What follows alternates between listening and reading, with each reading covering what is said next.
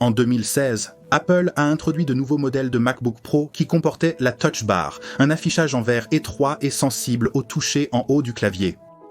Apple a promis qu'il offrirait de nouvelles façons intuitives d'interagir avec le contenu, mais avec leur dernière sortie de MacBook Pro, la Touch Bar a été supprimée et il y avait quelques raisons à cela.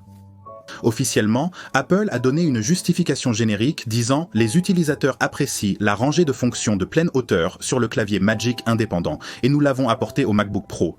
Les touches physiques remplacent la barre tactile, ramenant la sensation familière et tactile des touches mécaniques que les utilisateurs professionnels adorent. » Ce qui est essentiellement un langage marketing pour dire « la Touch Bar était une mauvaise idée, donc nous la supprimons ». Eh bien, le premier problème était qu'Apple n'a jamais amélioré sa fonctionnalité.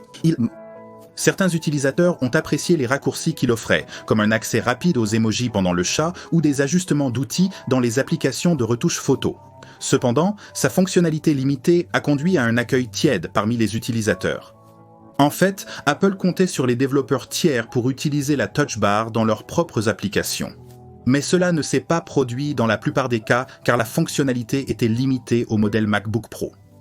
Il était donc illogique de passer plus de temps à développer une application Mac compatible avec la Touch Bar, qui ne profitait qu'à une partie des utilisateurs, comme transformer la rangée de touches de fonctions et d'échappements physiques en boutons sensibles au toucher.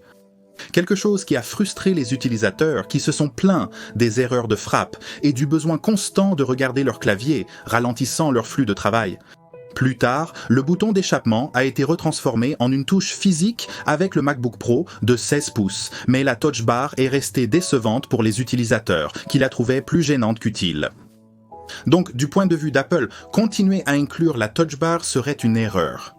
Comme ce n'est pas une fonctionnalité que les utilisateurs apprécient, elle ajoute un coût significatif et pèse plus qu'une rangée traditionnelle de touches. Ici Greg d'Apple Explained. Merci d'avoir regardé, à la prochaine vidéo.